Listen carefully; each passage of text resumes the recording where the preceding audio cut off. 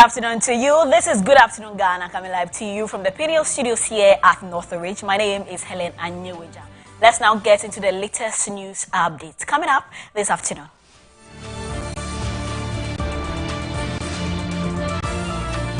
Court of Appeal acquits and discharges the former Maslok CEO Sedinam Tamaklo Atienu. Also coming up this afternoon, commuters concerned over what they describe as exorbitant fares charged by commercial drivers during rush hours. Also coming up this afternoon, just one group of companies signs memorandum of understanding with Ghana Scholarly Society, bridge the gap between academic knowledge and industrial practice. Details of this and more coming up this afternoon. Do join and stay with us.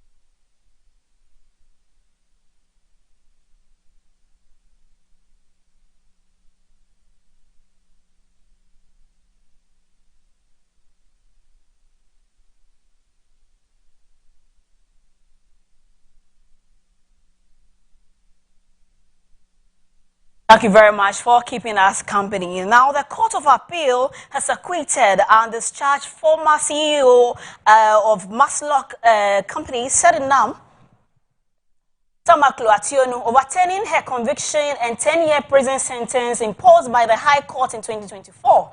The three-member panel, Justice Emmanuel Akama, Justice Emmanuel Senyo Amedehe, Justice Samuel Obin Diawo, held that the prosecution failed to prove its case beyond reasonable doubt.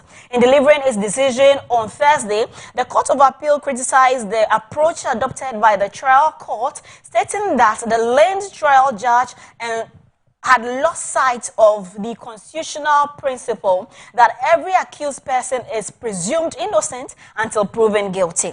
The appellate court further made observations about the manner in which the prosecution conducted the case and concluded that the evidence presented fell short of the legal standard required to sustain the convictions. The court indicated that its 4 reasons contained in a 94-page judgment would be made available by the close of the day.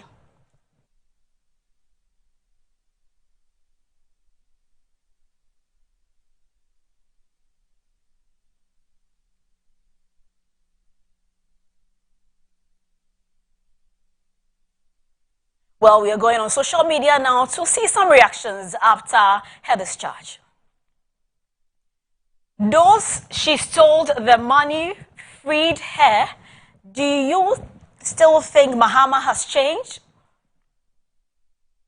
Now, Michael Waji answer says, our judiciary system, you just don't get it. If she was not guilty, why will they extradite her? Nyankuponi no kwafu.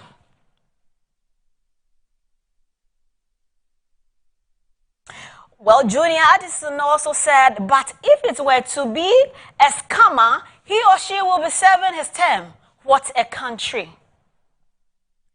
Christmas, Kenny Christmas says, once again, don't follow politicians because they don't know you. They know their playmates and will use the law for their own. But what about you? The normal average Ghanaian goes to jail for even stealing food, be doing NPP, NDC all your life. Okay, hasty. Engine over there. Now, Kwabena Kwatin says, a country called Ghana, where crime has political colors. So a lot of people seem not to be happy with her discharge. Now, Michael Boachi answer says, how I wish people who are more knowledgeable with the law would not just put statements like this without explanations. Is it lawful for her to be acquitted and discharged? So those judges who convicted her the first case, what happens?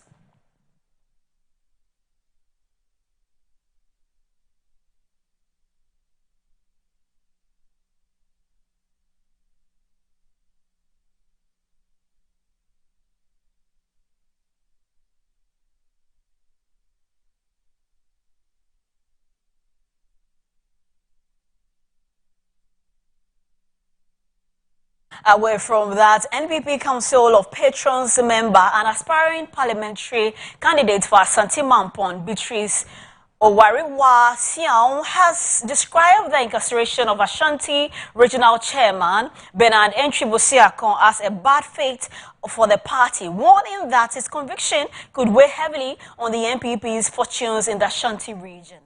Now, she's urged party faithful to remain patient as leadership considers grounds for an appeal. Now, she made the remarks after visiting Wuntumis at Nsawam prisons less than 2 weeks after his sentencing on illegal mining charges. Not a small person. So many people know of Chairman, and he's been instrumental in the party's functions and the role that he plays in the Ashanti region especially. So it's a big blow. Right now, Chairman was, I guess, sought after or gone after because he of the position and the role he plays and has within the party. So as a politician, there's a certain role and demeanor and even access you have. And because of his position, this has been a very high-profile case. Also, away from that, the Member of Parliament for Afaja Toll South, Frank Effiye, has welcomed the Supreme Court's decision to abolish the delegate system, describing it as a major step in strengthening Ghana's democratic process. Speaking to journalists at the back of the ruling, Effiye said political parties derive the authority from the people, and it's only right that every member in good standing should have a say in choosing leaders. Political parties inherit their powers from the people. The power and the mandate we have to exercise, it is from the very people. So in matters, most of us who are direct beneficiaries of the vote of the people will say that, look, it's much easier dealing with smaller side than bigger side. I think that if we cultivate this subculture of ensuring that everyone who matters must partake in the democratic architecture, it will, in the long run, in my opinion, lessen the rate of perception of corruption and then the feeling that the one with the deepest pocket wins the day. I think that as politicians, if we do not have anything to hide, and indeed, if we do our work diligently, the people, no matter the influence of money from others, will cast their mandate on behalf of the one who is desirous of that particular position. So I see this particular verdict from the Supreme Court as a win for the country. It is a victory for deepening our democracy. It's a victory for eroding a perception that it's about the one with the fattest pocket that carries the day. Away from that, let's do some politics now. The Chief Executive Officer of the Ghana Investment Fund for Electronic Communications, Sopho Tanko Computer, has supported the Supreme Court's decision that requires political parties to allow all registered members to vote in the eternal elections, overturning the delegate system in a 5-2 ruling that changes how the parties select their executives and presidential candidates. However, a member of the opposition NPP's communication team, Awal Mohammed, claims that it supports the NDC more. We had already taken initiative of compiling our membership at the branches in the register. After this one is done, then we deploy members, leadership from head office and regional to go around and do what we call authentication of the names, to be sure that those people whose names are in the register are true members of the party. So we reopened the register around February to March, for members, new members to come in. And I must say, look, it was so successful. For the first time, you see academia, professionals, high-level professionals, going down to the branches registered to be party members, took up membership card. So I think we are not inherently against expansion, because we've done so in our party over the time, and we believe that it should be gradual.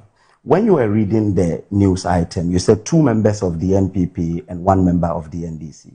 That is erroneous. 2 members of the NDC and 1 aggrieved member of the NPP. Yes, because Dr. Nyaho Tamakulu left the party in 2023, and he told us in a press conference that he was a member of the NPP until Mahama came into the scene, and he joined Mahama as his nephew. So he is not a member of our party. He's never said that. He said it. I can read the story. Oh, really? Yes, I can read the story. said he ceased to be NPP because Mahama is... Yes, I can read the story to you. I see. Okay, I was a member of NPP until Mahama came into the scene. This is modern Ghana. Okay. Dr. Nyaho Tamakulu revealed why he betrayed his former party. Dr. Nyaho Tamakulu, a founding member of the NPP, has revealed his departure from the party and his subsequent support for the National Democratic Congress, John Dramani Mahama. Speaking at a joint press conference held together with Brigadier Joseph Nunu Mensah and other retired military couples, during which their address perceived corruption among the public officials, Dr. Nyaho Tamakulu disclosed that his decision to leave the NPP was due to his ties with Mr. John Dramani Mahama. Okay. I see. Yes. Okay. So he is no longer... This is Ghana. Yes, modern Ghana. Away from that, the Member of Parliament for Sisala East and Deputy Minister for Communications, Mohammed Adam Suparu, has reaffirmed his opposition to the promotion of LGBTQ+ activities in Ghana. Speaking to the media after the Grand Durbar marking the 15th anniversary of the Association of Philosophy and Classics Students at the University of Ghana, the legislature said the LGBTQ+ practices are not consistent with Ghanaian cultural values. He maintained that the country's cultural traditional beliefs do not support such activities and argued that those valued should be preserved. The Grand Durbar marking the 15th anniversary of the Association of Philosophy and Classic Students of the University of Ghana focused on the theme, Philosophical Reflections on Ghana's Anti-Gay Bill. The event explored the philosophical perspectives surrounding LGBTQ+ issues and anti-gay legislation within the Ghanaian context. Addressing participants, Mohammed Adams Suparu, Deputy Minister for Communications and Member of Parliament for Sisala East, argued that LGBTQ+ practices are inconsistent with Ghanaian cultural values. I didn't want to make any, but now that I'm out, it is something that is known to our country. We should not try to promote whatsoever it is, because we have culture, and I've always maintained before the arrival of any whatever that we are practicing, we are known as Ghanaians, and as Ghanaians, what defines us is our culture, our identity, and so we cannot introduce any different culture as far as Ghana is concerned. So for me, I cannot miss words when it comes to this. I am strongly against, introduction of that people are talking about rights. When it comes to culture, there's nothing like right. Nobody is stepping on your right. President of the Association of Philosophy and Classic Students of the University of Ghana, Enoch Ahafia, explained the significance of the event and its relevance to ongoing national discourse. Grand Durbar was meant to engage on a national topic which is more of relies more on the anti-LGBTQ bill, and as philosophers, we know that philosophy is a conceptual response to existential practical problems, and that is why we do not learn philosophy as an isolated subject. We learn it to shape the society. It is meant to encourage each and every one of us to engage in the national discourse from a very broader perspective. Some people believe that our individual rights takes precedence over cultural and religious practices, while others may beg to differ. But the point is that everyone should be able to have an independent mind to engage whatever it is that has been brought to them in order to make a very substantial change in society.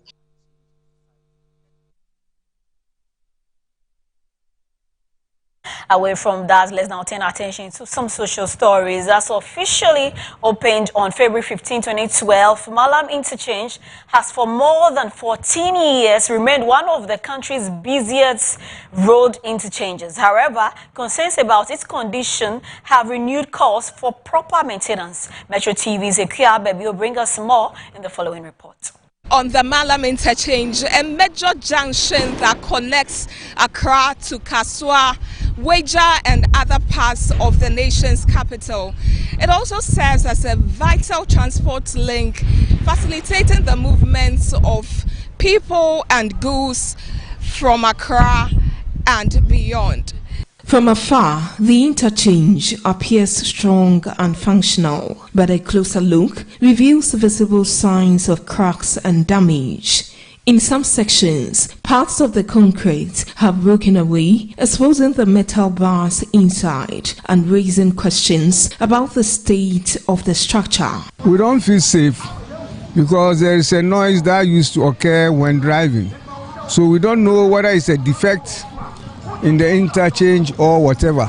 So we are not safe. We feel a little bit afraid. We don't know where they make they make something when the car is passing through. You see that it will slow down.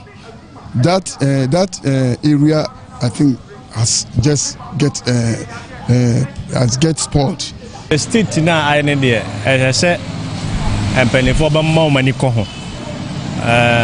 Send the iron as soon as they be brave to chew. Now, Ghana has to the same one money with Yasitra. Yamper maintenance yet. And to quite wish a time of conform reso, will be free by more year now. You said rehabilitation be as uncle should be. Some road users believe the frequent movement of heavy trucks on the interchange may be contributing to its deterioration.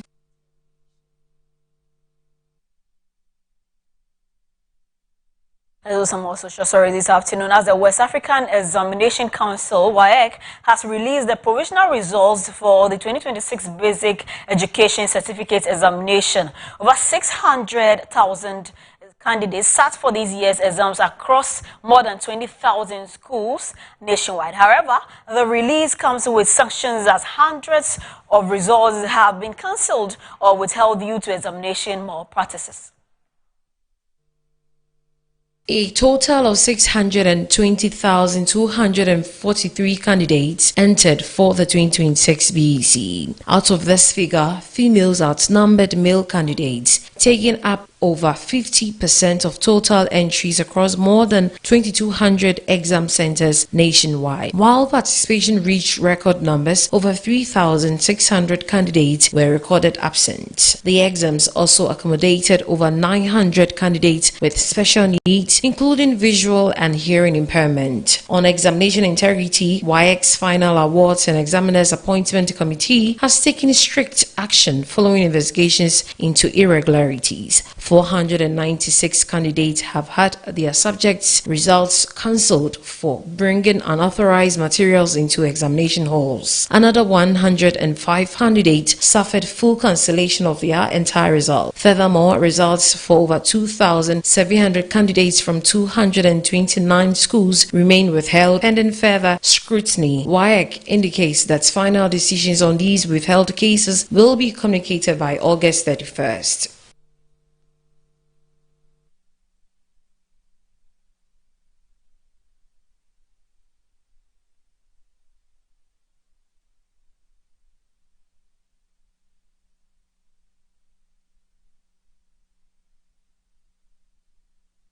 Education this afternoon, the Vice President, Professor Nana Jane Opoku-Agyeman, has reiterated government's resolve to strengthen basic education in the country. According to her, various reforms put in place by government are yielding the necessary results for improved education. She was speaking at the 5th Quadrennial National Delegates Conference by the Conference of Heads of Basic School in Koforidua in the Eastern Region.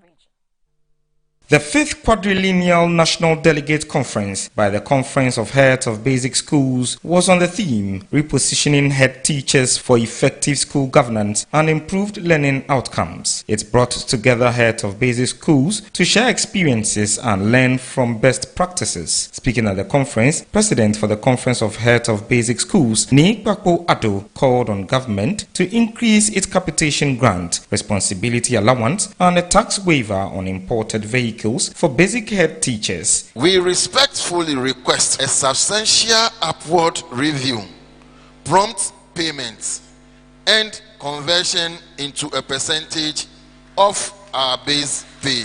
The capitation grant has been coming grossly inadequate. Inflation has significantly reduced its value. Schools struggle to purchase even basic teaching materials. We therefore appeal for an upward adjustment and timely release. Clement Apak spoke on behalf of the Education Minister. I am glad to report that the Honorable Minister for Education has announced government's plans to build some 50,000 housing units for teachers across the nation.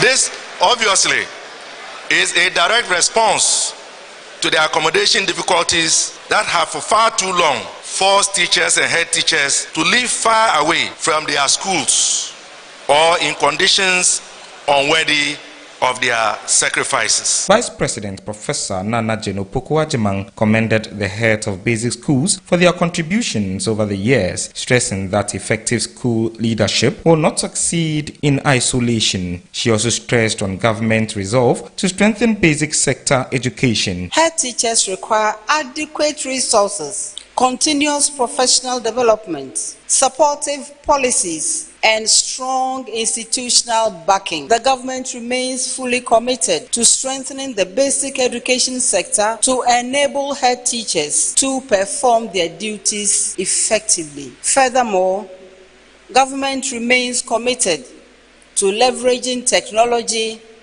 to improve educational delivery, and head teachers are being equipped to manage their institutions in an environment that is increasingly driven by technology. She also stressed that effective school leadership will not succeed in isolation, hence government will ensure teachers are adequately resourced for continued improved education in the country. Away from that, the Jospong Group of Companies and the Ghana Scholarly Society have signed a memorandum of understanding aimed at bridging gap between academic knowledge and industrial practice. The new partnership between industry and academia is expected to transform how research is applied to solve business and development challenges in Ghana and across Africa. The partnership seeks to create a platform where empirical research, corporate data, and global academic expertise will be combined to address real-world challenges and support sustainable development. Signing the agreement in Accra, Group Chief Operating Officer of the Jospong Group of Companies, Dr. Samanjith Udumalagala, said the company's success is anchored on investing in human capital. He explained that with operations across 29 countries and more than 82 subsidiaries, building a future-ready workforce remains a priority for the conglomerate. To go global, we need to have a global approach. We can't go global with local approach. Education is the way to tap the opportunities. The knowledge is the way to tap the future. So we have considered this partnership as a very good value addition, and to bring in value into the group in when we are going to explore the world in terms of businesses. And that is why we are considering this as a very good partnership for us. For the Ghana Scholarly Society, the collaboration represents a shift from research that remains on academic shelves to knowledge that directly influences society. President of the Society and Associate Professor of International Business Management at the University of Bradford, Dr. Kweku Adams, said research must provide solutions to corporate and national challenges. Jospong is doing an amazing work in terms of sustainability issues, which is one of the key things UN is very pushing, trying to push across the world. and there are a number of colleagues or number of people that Jospon recruits, and the massive social responsibility that the company does is amazing.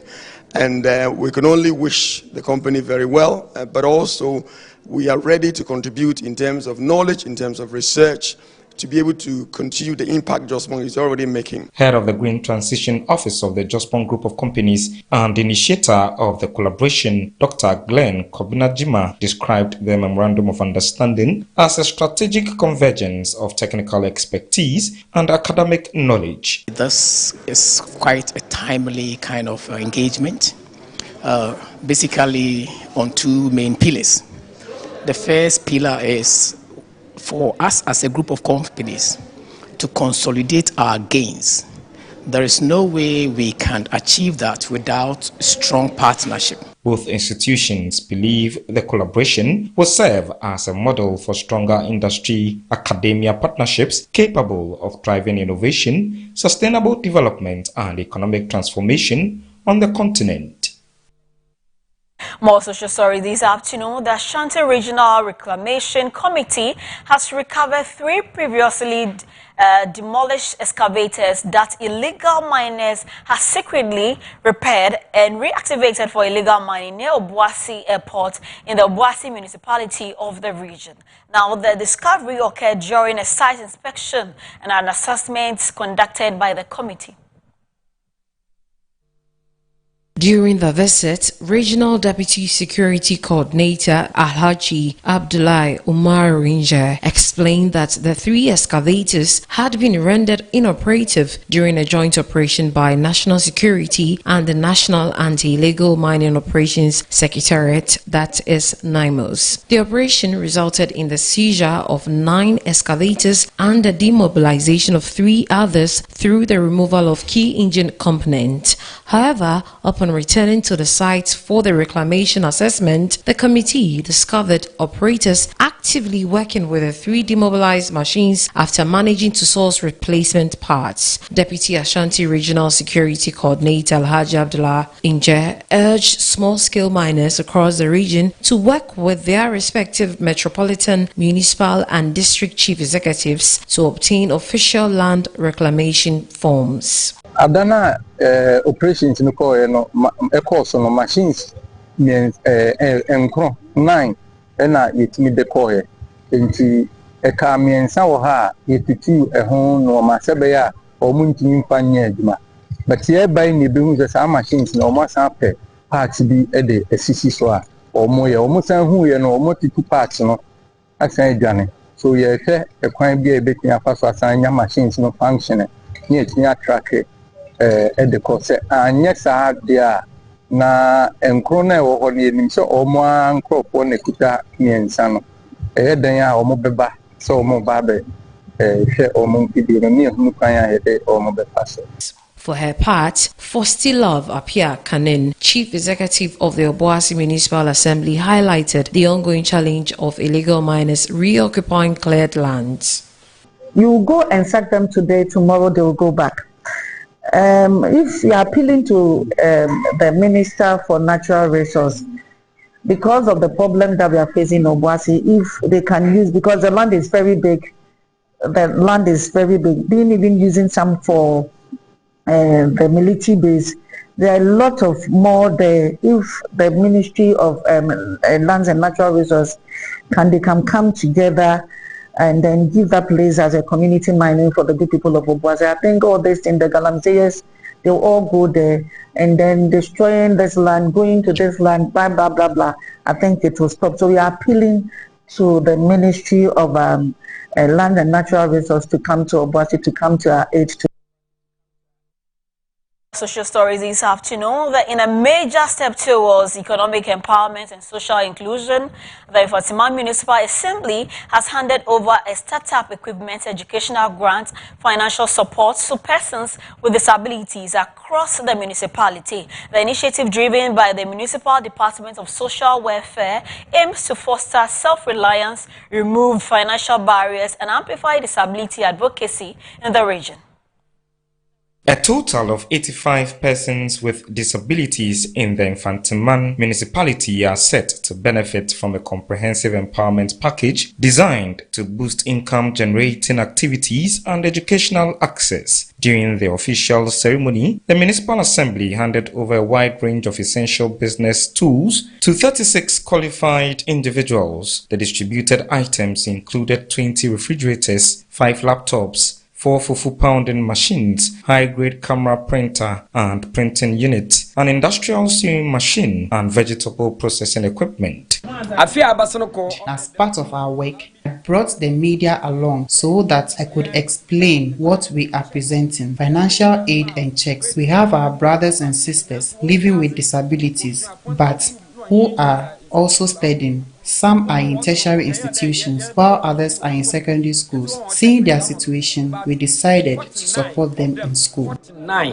of such people in that category. There are more cash donations, check.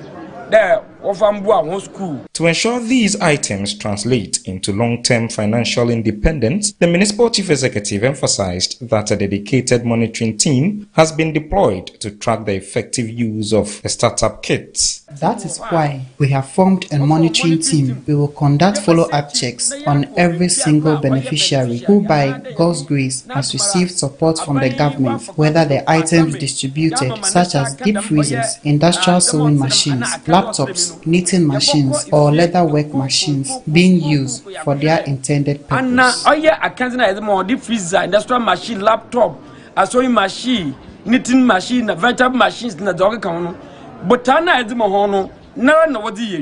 Receiving the items on behalf of the beneficiaries, the head of the Infantiman Social Welfare Department, Abena Osei Opare, reminded recipients that the items are grants, not loans. While the Assembly expects no repayment, she cautioned against selling the equipment and promised extra support to those who maximize their resources.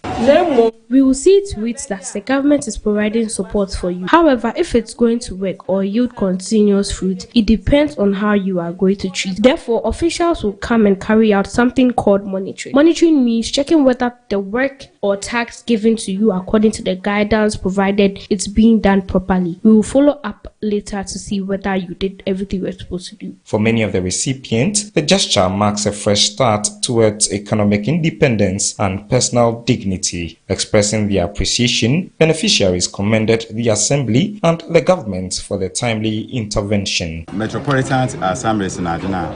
Young with them Fantima, them strong. We sent in there.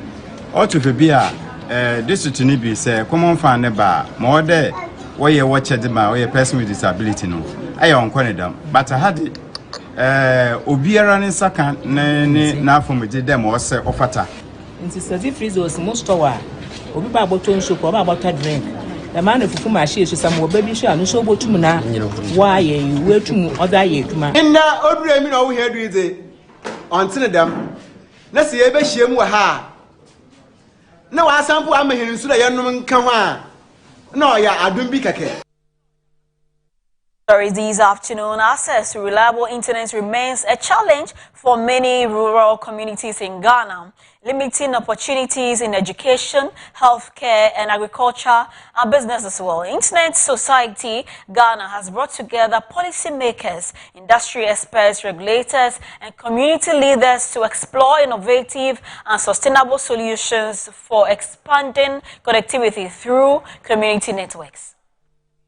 The Ghana Community Networks Policy Dialogue and Workshop held on the theme Exploring Alternative and Sustainable Solutions for Rural Connectivity in Ghana brought together key stakeholders to discuss policies and practical strategies for extending internet access to underserved communities. Speaking at the workshop, the president of the Internet Society Ghana chapter, Dr. Maud Ashong Elliott, called for stronger collaboration among stakeholders to bridge Ghana's digital connectivity gap. She stressed the need for a unified framework that brings together government, civil society, the private sector, and other key players to ensure the unserved and underserved communities are connected to the internet. We brought together stakeholders, NCA, GISPA, Ministry of Education, Ministry of Communication, a lot of stakeholders. government, civil society, and others to come together for us to have a discourse or a dialogue on community networks, because it's important to have that. In a lot of countries, as you can see, some countries like Kenya have told us what they have done, and Ghana has also done something. But we feel that as internet society, we feel that if we have this kind of dialogue, would come together, have a stronger force and voice to make sure that community networks come to play, and areas in the countries that do not have connectivity would be connected. Communications Manager at the National Communication Authority, Nana Akosua-Champong, noted that many communities have issued several ISP licenses to expand internet connectivity across the country, with key initiatives aimed at improving digital access in underserved communities. For a social license which is meant for community, for a community network, and we can either expand on that network and that authorization, which is the Internet Hotspot Authorization, or as stakeholders, which works in the unlicensed bands. But if you actually need license, if community networks need license, we have pilot programs. So the NCA is open to that. So based on the outcome of these pilot programs, we work together with ISOC and the necessary entities to make sure that there's a framework which actually works, because sustainability of this project, which is a good one for the country, is very key. Stephen Fusu from STEP Network called on other organizations to help establish networks to support rural communities. We need sponsorship from other organizations because, one, it is capital intensive, and then these communities, because they are in the deprived areas, they do not have enough money to establish their own network. This is where we collaborate with other institutions like ISOC or Internet Society Foundation. We also collaborate with 48%. And then we need a lot of sponsors, especially sponsors can be Ghana Education, it can be Ministry of Health, it can also be the District Assembly who will come in, and then we can all partnership to establish the infrastructure for these rural areas.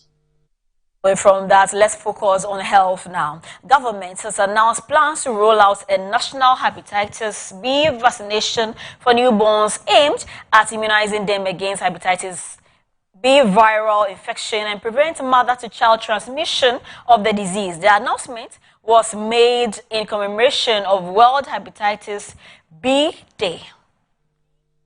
Viral hepatitis remains a public health challenge in Ghana. Recent studies reveal about 3 million Ghanaians are estimated to be living with hepatitis B, while almost 500,000 are living with hepatitis C. Chronic hepatitis B and C are the major causes of liver cancer and the second leading cause of liver-related deaths in Ghana. Delivering a speech on behalf of the Minister of Health, Chief Director of the Ministry, Desmond Watson reiterated government is expanding primary health care to underserved communities. To stop Hep C, Ghana program is an important example. With medicines provided through the generous support of the government of Egypt and other partners, Ghana has expanded access to free curative treatment for persons diagnosed with hepatitis C. Government is also working to complete the national introduction of the hepatitis B birth dose vaccine as part of the routine immunization program. Administered within the first 24 hours of life, the vaccine provides critical protection against mother-to-child transmission. Our responsibility is to translate this commitment into nationwide delivery, including for children born outside health facilities. Director General for Ghana Health Service, Professor Samuel Kaba Akoria, says hepatitis B treatments have been integrated into routine primary health care. Ghana has entered a new era of health sector reform. The government and the People's Free Primary Health Care Program presents a unique opportunity to transform the way hepatitis services are delivered. Rather than waiting for patients to come, we have integrated hepatitis screening, diagnosis, and linkage to care into routine primary health care services. Viral hepatitis should no longer be viewed as a standalone program. Lead for the National Viral Hepatitis Technical Group reiterated the group's readiness in working to mitigate spread of the viral disease. We were having an existing technical working group, but it was not formally integrated and it was not so active. And now, because we are lacking in terms of figures, that is why we are coming out with a very vibrant and expanded technical working group that involves all the government agencies. That is why you see that we are involving health insurance, we are involving FDA. So most of the drugs that are not being approved and the drugs that are not part of the essential drug list, we can add all of them so that we can work out to see how the drugs can be enlisted in the National Health Insurance. Chief Director for the Ministry of Health led with inauguration of the National Viral Hepatitis Technical Group. Now, away from that, the Ministry of Gender, Children and Social Protection is revising Ghana's adolescent strategy to better respond to the diverse needs of young people and strengthen efforts to reduce adolescent pregnancy in Ghana. The new strategy is expected to guide interventions between 2026 and 2030, departing from the previous one-size-fits-all approach by adopting tailored interventions for adolescents based on their age, school status, location, and level of vulnerability. According to the ministry, the revised document incorporates feedback from stakeholders who implemented the previous strategy, ensuring that emerging challenges and lessons learned are reflected in the new policy framework. Speaking on the sidelines of the event in Accra, the Chief Programs Officer at the Department of Gender at the Ministry, Vera Kakari Bediakong, says the review was formed by gaps identified during implementation of the previous strategy. During implementation, we realized that we cannot have a wholesale approach. We needed to tackle the issues. There are so many intersectionalities when it comes to dealing with gender issues, and so the age brackets and also whether the person is in a rural community or an urban center, and whether the person's vulnerabilities and all that will come into play when you are designing a policy. So we have incorporated all these different things that we got from different stakeholders into the current one, because that was a major thing that we realized that we need to have a tailor-made approach to every of the issues that we were discussing in the old one. On her part, the gender analyst at UNFPA, Selina Wusu, also had this to say. This is a multi-sectorial issue. No one agency can work on it. So when we all come together, traditional leaders, community members, NGOs and CSOs, RCCs, everybody has to have their hands on deck. And that's why we are always very grateful that we can have all this number of people within the room to discuss and be able to go. The revised adolescent strategy is expected to strengthen collaboration among government institutions, development partners, and communities, while ensuring that both in school and out of school adolescents receive interventions tailored to their unique needs.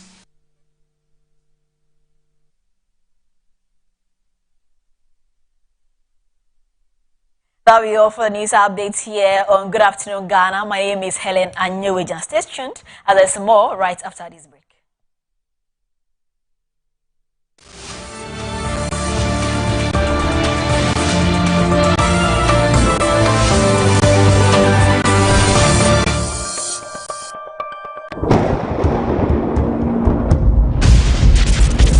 The pulse of a nation, rising, unshaken. When the Black Stars take the world stage, we don't just play, we bring the storm. Fuel the dream. Support the Black Stars. Storm Energy Drink. Make your mark. Excessive drinking can be detrimental to health. Not recommended for persons under 18 years, lactating mothers, pregnant women, and people sensitive to caffeine. This advert is FDA approved. In my line of work, a confident smile is everything. Kale Charcoal Toothpaste keeps me on top of my game and ensures my smile is always radiant and bright. With the tiring nature of my job, we spend several hours under the scorching sun. To keep our teeth white and our breath fresh all the time, we use none other than Kale Charcoal Toothpaste. Kale Charcoal Toothpaste. You're on a Kessie and in a Kitwan. Samayo Kendini, a who be here, some make us a papadia to a mammy manful. Kel Chacos natural ingredients, and a bomb is so by a man is swing, Nesansu Mama Hoto so a will bedroom. Kel Charcoal Toothpaste. Choose Kel Charcoal Toothpaste for anti-cavity, whiter teeth, and fresher breath all day. Available in 80 gram and 150 gram. Grab yours today. Kel, happy smile. This advert is FDA approved. Finding my dream apartment in just 2 days was a breeze with 7terragh.com. Looking for your next home, the perfect piece of land, or the best commercial property for your business? Are you worried about sending money home for property and finding nothing when you return? Well, worry no more. 7terragh.com is just a platform to find prime lands, perfect properties, or vibrant real estate development at the click of a button. 7terragh.com is your go-to property listing platform that allows you to register, list, rent, buy or sell, and connect with correct agents. With our AI-powered smart search, personalized dashboards, verified agent connection, and interactive property maps, all your property needs have been made easier. Check us out on 7terragh.com or contact us on 0302-998-246 or 0561-032-252. 7terragh.com, powered by MNC Properties.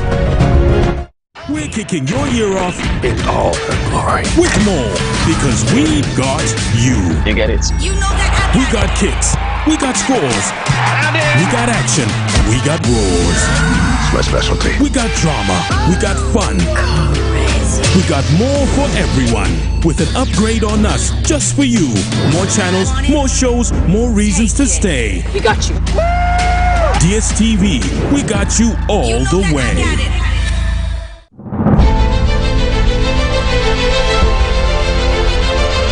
Metro TV, Original TV, Original FM, and Metro Digital, under the auspices of the Office of the Chief of Staff, proudly present the Clean Conference 2026 under the theme Assessing Ghana's Progress Towards UN SDGs Agenda 2030. SDG 6, Clean Water and Sanitation, SDG 7, Clean Energy, and SDG 12, Responsible Consumption and Production. Friday, 21st August 2026, 9 a.m. at the City Conference Hall, University of Ghana, Legon, Accra. With just 4 years to achieve the UN SDGs 2030, how far has Ghana come? The answers begin with one national conversation, the Metro and Original Sanitation Conference, with the Chief of Staff, Honorable Julius Debra. The Clean Conference, bringing together government, development partners, traditional authorities, industry players, academia, civil society, young people, and all Ghanaians. Change is not only in conference rooms, so there will be a cleanup exercise on Saturday, 22nd August 2026, also led by the Chief of Staff. Join thousands of volunteers for this massive cleanup exercise across the major streets of Accra. Metro Clean Conference, Wahuni Diema on Mining Tumpo.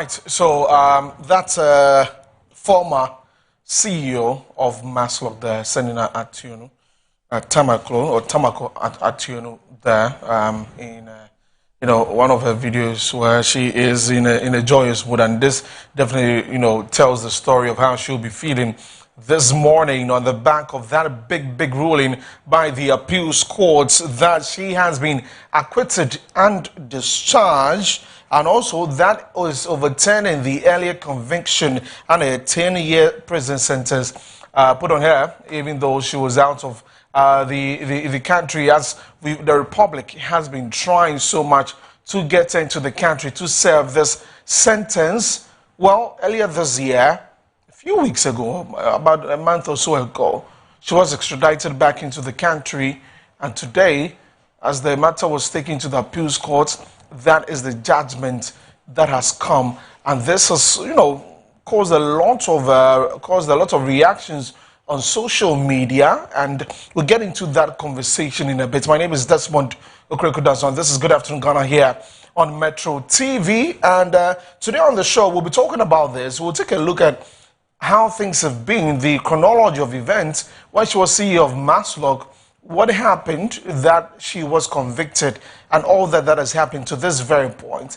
And we've seen a statement by Felix Kwakye Ofosu, Minister for Government Communications, that there's going to be an appeal of this ruling by the appeals court. We will take a look at that also and get some expert thoughts from Lom Nuku Alija, who will be joining us very soon on Zoom also. And then later, the Attorney General is supposed to address the nation, and so would bring that to you live also here on the program. So do want to stay with us. We're live on Facebook, Metro TV Ghana, also on DSTV channel 277. So just as you know, the judgment delivered earlier today, and the court held that the prosecution failed to prove its case against the former Maslok boss beyond reasonable doubt, effectively setting aside the convictions entered by the High Court.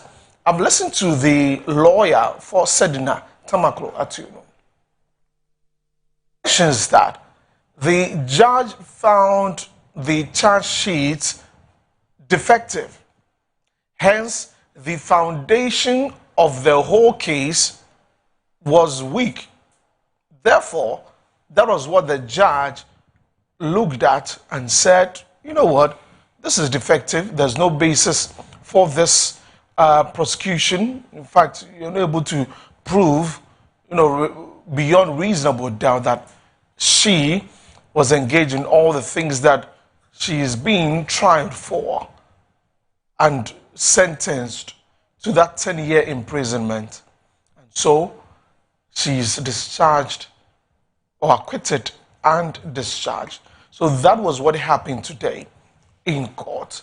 We've seen the reactions from some persons. We'll get into that, but let's take a look at the chronology of events on this particular matter. Right. So you see that on your screen, the chronology of events with regards to this situation with Senina Tamako Atieno. So on there, you see that in 2013 to 2016, that was her tenure as a Maslok CEO, and during this period, there were alleged financial irregularities that occurred, including misappropriation of funds, irregular loan disbursements, and inflated procurement costs. Now, in 2017, that was where investigations began, and Yoko launched investigations into the operations at Maslok, and the probe alleged embezzlement of 3.19 million cedis, causing 1.97 million cedis in financial loss to the state, and unauthorized commitments totaling 61.74 million cedis.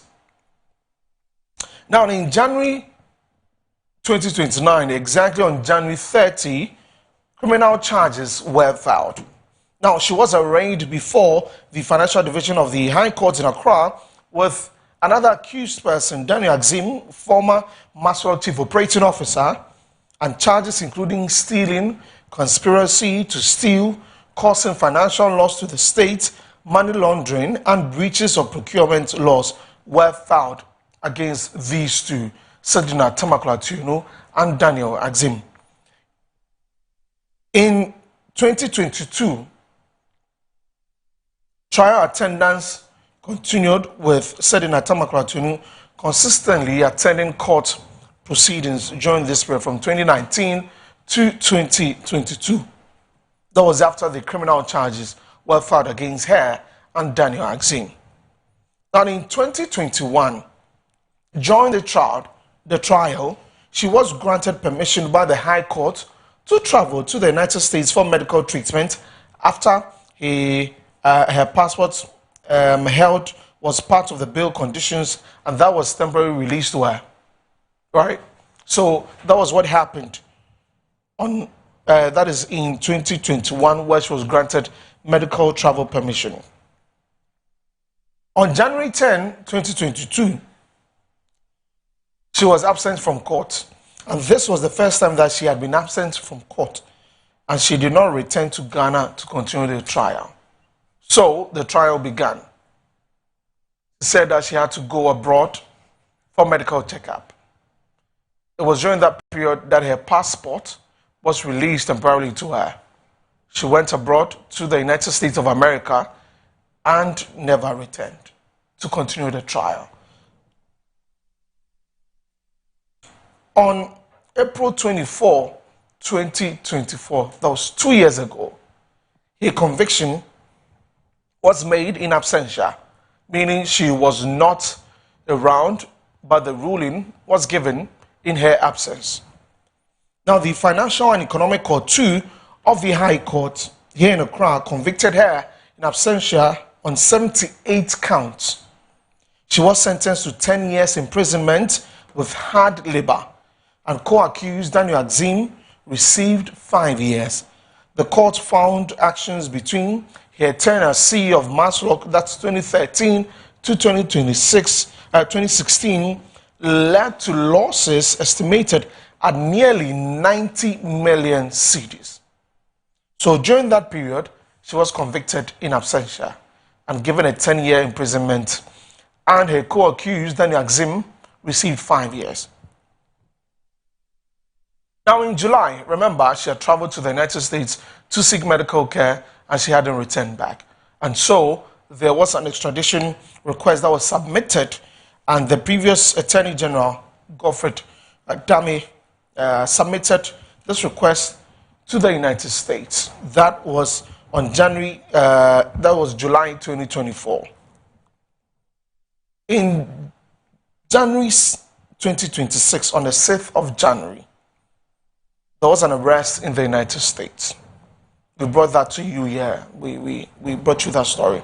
That she was arrested and in the United States and detained at the Nevada Southern Detention Center in Nevada and pending extradition proceedings. So she was being extradited and she was going through that process after she was arrested to come to Ghana to get into a sentence that was given in her absence. Now, on June 8, 2026, the extradition process concluded. And after nearly 2 years of diplomatic engagement and legal proceedings between Ghana and the USA, a court in Nevada certified her extradition to Ghana. And that was good news. Everybody was happy about it, that she was coming to the country to serve her sentence. She returned to Ghana early morning of June 9, 2026. She arrived at the Kotoka International Airport, now Accra International Airport, aboard the United Airlines flight UA996 from Washington. And upon her arrival, she was handed over to the Ghana Police Service and the Ghana Immigration Service to begin serving her sentence. And you remember, there was an interview that the Minister of Interior, Muntaka Mohamed Mubarak, was conducted with him, and he was asked, where is she? And he said that she was in prison. So that is also what the Minister of Interior said. Now, let's take a look at the key allegations against her, as cited in court.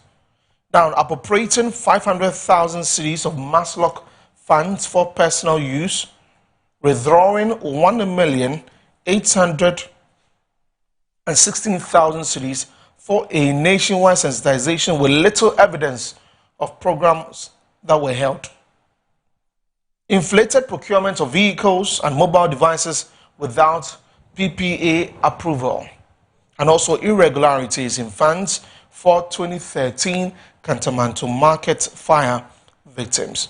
So we've taken you through all of that has happened regarding this situation with Sedina Tamaklo Ationu, former CEO of Maslock. Now, we will share with you what the Minister for Government Communications is saying, and we will get into that conversation, and we will also just share with you that we've been told that there's going to be an appeal. That's what's being said by government, and so let me just read that, and then we would also get into another conversation where we've had former lawyer for Sedina Tamaklo also speaking. So let's take a look at that. When we come back, we'll share with you what government or the AG will be doing about this case going forward. Firstly, let me seize the opportunity to thank my lords for, in fact, for agreeing with us that in fact, for agreeing with our submissions. So we thank my lords for their erudite reasoning. However, we would just wait for the entire judgment. The lords have said that the judgment will be ready by close of today. So we'll take get copies of the judgment, and then we can peruse it, and then we can make comments subsequently. But I am a happy person, and I believe my client is also will also be happy. Essentially, what was the gravity or gravamen of your appeal before the Court of Appeal? What were the grounds that you were seeking from the Court of Appeal? Oh, in fact, I would say in terms of strategy, okay, we had come essentially on three main grounds. On the fact that the charge sheet itself was defective, and then secondly that in fact there was no prima facie proper prima facie determination against our client, and then of course we also attacked the judgment itself. So these were the grounds, but as you may have already heard, in fact the court only read their conclusion, and then they only dwelled on the first leg of our submission, which was the defective charge sheet. As you speak, what's the state of your client? How is she doing now? Well, I'm yet to speak to her, but I mean, as we all know, she's in Sawom, and I'm sure she may have already heard the news, so I'm sure she'll be happy. Yeah. All right. Thank you. Are there any other options that you seek to take, perhaps some civil action against the state? Well, I don't have such instructions now, but I'm going to sit with my client, and then on the basis of the judgment, we'll see what steps we can take, if any. Thank you. Enoch Digby. So Enoch Digby, the lawyer for Maslock, former Maslock CEO, Sedina Tamaklo Ationu, whose case was heard in court today, and she's been acquitted and discharged. Let's read this statement that was posted by Felix Kwakye Ofosu, Minister for Government Communications, where he's indicating that the Attorney General will appeal the appeals court's ruling in the Sedina Tamaklo Ationu case, and says that this from the Office of the Attorney General and Ministry of Justice, that the attention of the Attorney General has been drawn to the decision of the Court of Appeal acquitting the former Chief Executive Officer of the Microfinance and Small Loans Center, Maslock, Ms. Sedina Tamaklo Ationu, of all the charges brought against her. Mr. Maklo was charged with 78 counts of various offences, including conspiracy to steal, stealing, conspiracy to cause financial loss to the state, causing financial loss to the state, causing loss to public property, improper payment of public funds, unauthorized commitments resulting in financial obligations to the government, money laundering, and breaches of the Public Procurement Act. She was tried and convicted in absentia by the High Court, Financial Division 2, presided over by Her Ladyship Justice Efia Sewa Asare Botri, sitting as an additional High Court judge. Upon her conviction, she was sentenced to 10 years imprisonment. The Republic opposed the appeal of filing written submissions contending that the appeal lacked merit and ought to be dismissed. Having received notice of the Court of Appeal's decision, the Attorney General has directed the Director of Public Prosecutions to immediately file a notice of appeal to the Supreme Court, together with an application for a stay of execution of the judgment pending the determination of the appeal. The Attorney General remains committed to the due process of law and is confident that the appeal before the Supreme Court will succeed. And that's the statement from the Office of the Attorney General and the Ministry of Justice. And we will stay on this case and speak to Lom Nukwalija. He's a lecturer at the Faculty of Law at GEMPA, joining us as always. Thank you very much for your time.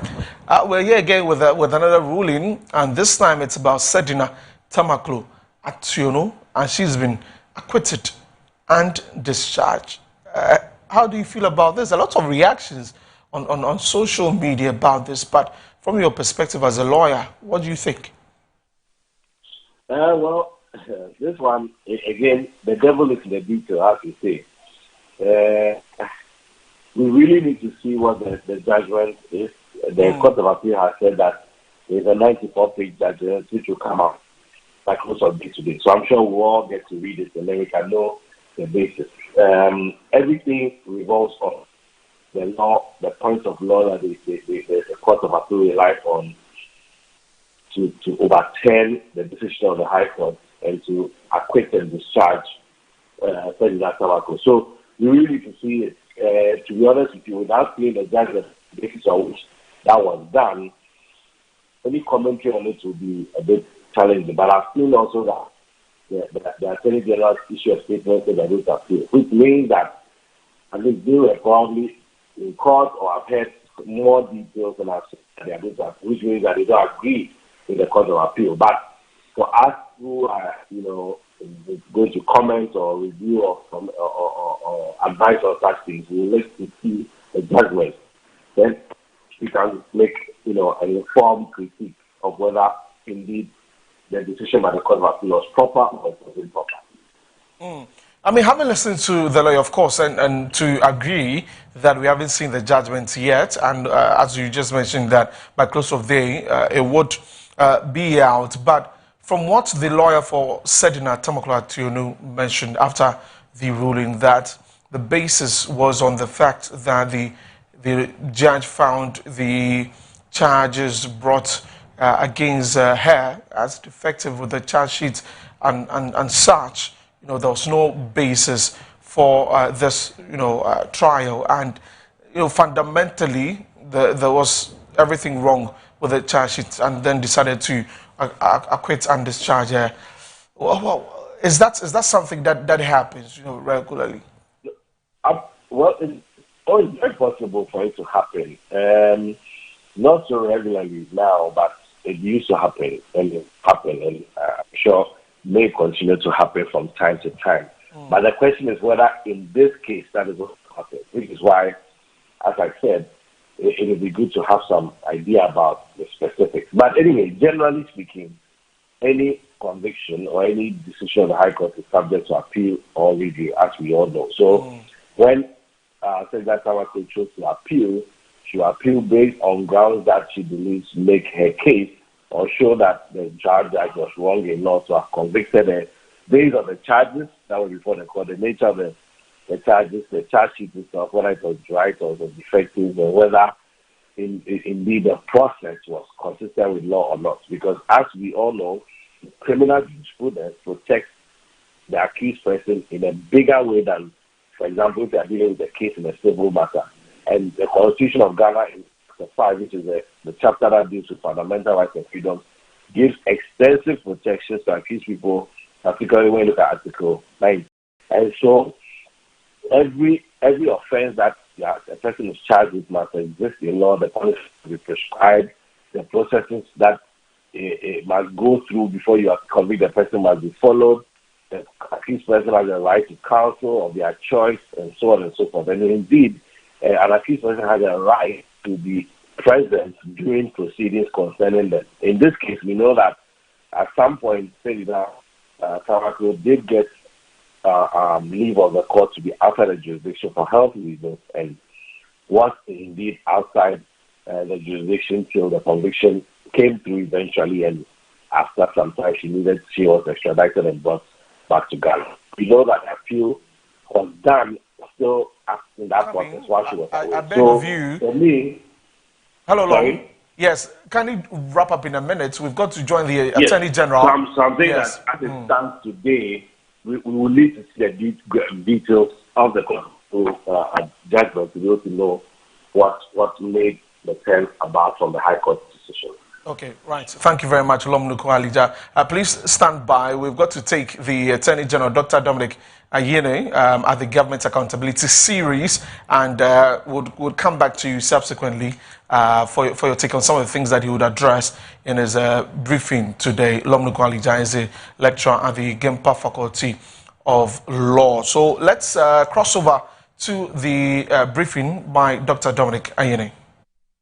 It is the product of the considered thoughts of the men and women who have been given the honor by His Excellency the President to run the affairs of our country within the executive arm of government.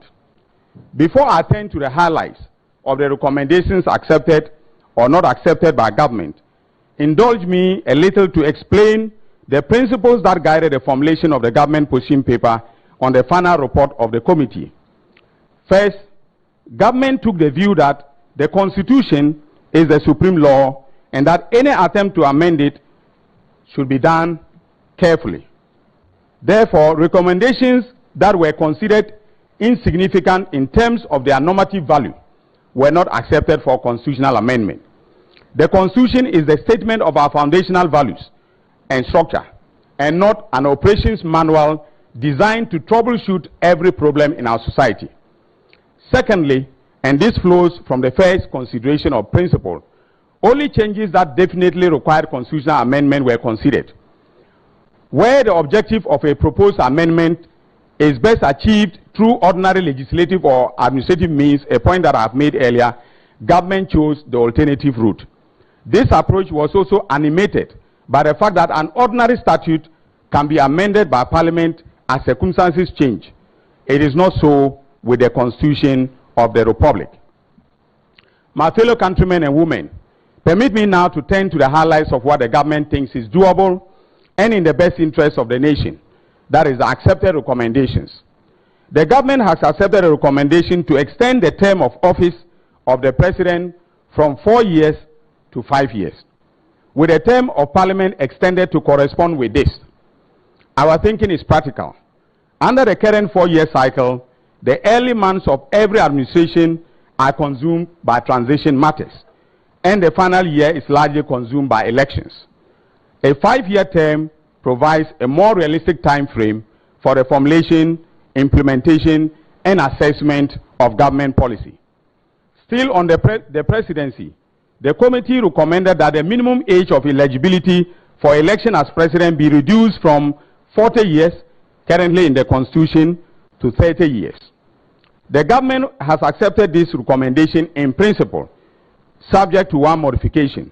The minimum age will be 35 years, not 30 years. And of course, the details of this will be fashioned out by the Constitutional Review Implementation Committee.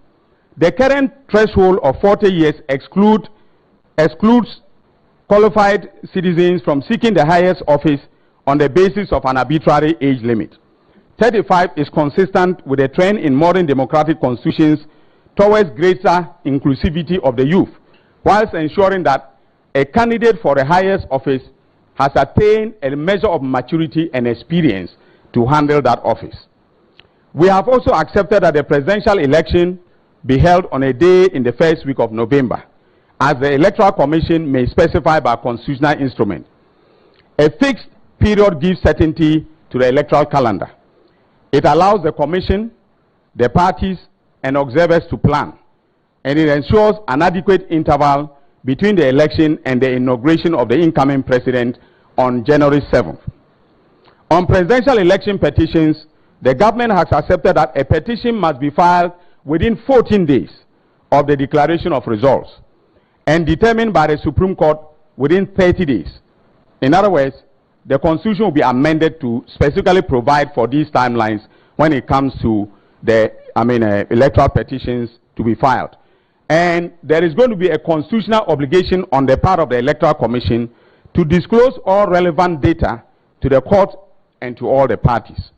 We take the position that this position because the timely resolution of election disputes inures well to the stability of our democratic transitions and to the general political stability of our country and society. The government has also accepted the principle that the president should not enjoy tax exemptions by virtue of office alone. The president will pay taxes on his salary and allowances, as well as the applicable indirect taxes on goods and services. The government has not, however, accepted the proposal to tax the president's retirement gratuity and pension, and the details of the president's tax liability will be worked out in the tax laws where such details belong. On Parliament, ladies and gentlemen, the government has accepted that the size of Parliament be capped. Before I go to Parliament, there is the issue of ministers of state and the number of ministers of state, which is one of the very, I would say, thorny issues that has bedeviled our democracy for some time now. Government has accepted the proposal to cap the number of ministers, but instead of 57, as the committee recommended, government is proposing that it should be capped at 60. So it will be put into the Constitution that the number of ministers that any president elected by the sovereign people of this country can appoint will be only 60, and they may or may not be drawn from Parliament. Now, to Parliament, the government has accepted that the size of Parliament be capped, and we propose a ceiling of 300 members. Now, the current membership of Parliament is 276. So of these, the 276 will be elected directly in constituency elections like we already have. The remaining 24 will be elected or selected through proportional representation among women, persons with disabilities, and the youth. An independent study will be commissioned into the design of the proportional representation element. Capping Parliament saves costs, and the reserved element opens the door of our legislature wider to those our politics has historically kept on the outside. The government has also accepted a recommendation on dual citizenship. A citizen of Ghana by birth who holds the citizenship of another country will no longer be barred from contesting for election to Parliament only on account of his or her dual citizenship, and will not be required to renounce the other citizenship. The current disqualification sits uneasily with our engagement with the diaspora and with the realities of modern citizenship. In line with this proposal, it is also the case that multiple citizenship will no longer disqualify a person from becoming, from holding certain, offices, except that of president and vice president of the republic. So the fact that you have multiple citizenship will not bar you from becoming Chief Justice of the Republic or becoming the head of the Electoral Commission or, for instance, becoming Speaker of Parliament. On to the judiciary. Regarding the judiciary, two positions deserve mention. First, the government supports a fixed tenure for the Chief Justice. That is a single, non-renewable term of 10 years or until the age of retirement, whichever occurs first. And the age of retirement of justices of the Supreme Court now is 70 years. So if these amendments come into force and a person is appointed Chief Justice, that person will serve a 10-year non-renewable term. However, if the person's retirement comes first, the retirement will take place and the person will have to exit as a Chief Justice of the Republic. The second thing that I want us to note about the judiciary is that the government supports capping the Supreme Court's membership. Currently, the committee recommended a cap of 15 justices. The government proposes 19. That is the Chief Justice and 18 justices of the Supreme Court. Now, this cap promotes efficiency, manages public expenditure, while the bench of 19 remains sufficiently robust to discharge the court's constitutional mandate. On political parties, the committee recommended an amendment to Article 55 to require every registered political party to afford its members in good standing equal voting rights in the selection of its parliamentary and presidential candidates. The government has accepted this recommendation. Just yesterday, as you recall, the Supreme Court, in the case of Professor Frimpong Boateng and others versus MPP, NDC and others, held that all registered members of political parties should be allowed to take part in their internal elections to select the presidential candidate as well as the parliamentary candidates. And therefore, on this question, the committee, government, and the Supreme Court now speak with one voice. Political parties are the vehicles through which we choose those who govern us. In fact, they are public entities, and they cannot themselves be governed just by a few. Relatedly, the committee recommended an independent body to register and regulate political parties in place of the Electoral Commission's current role. The government accepts this in principle. However, we prefer that the designation Political Parties Regulatory Commission be the nomenclature of, instead of a registrar and regulator of political parties. So we'll have a political parties, a regulatory commission. The commission will be established through legislation, and matters such as the campaign financing and the proposed democracy fund will be addressed in that legislation, providing the flexibility and a rapidly evolving field demands. On local government, on the election of district chief executives, the government has gone further than the committee.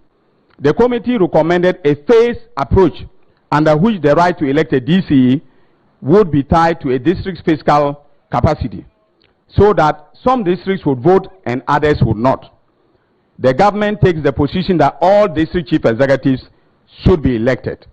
Creating a distinction between voting and non-voting districts carries significant political costs and, of course, social costs as well, and may be perceived as discriminatory against citizens of non-voting districts. Under the government proposal, the president will nominate 5 persons, 2 of whom shall be women.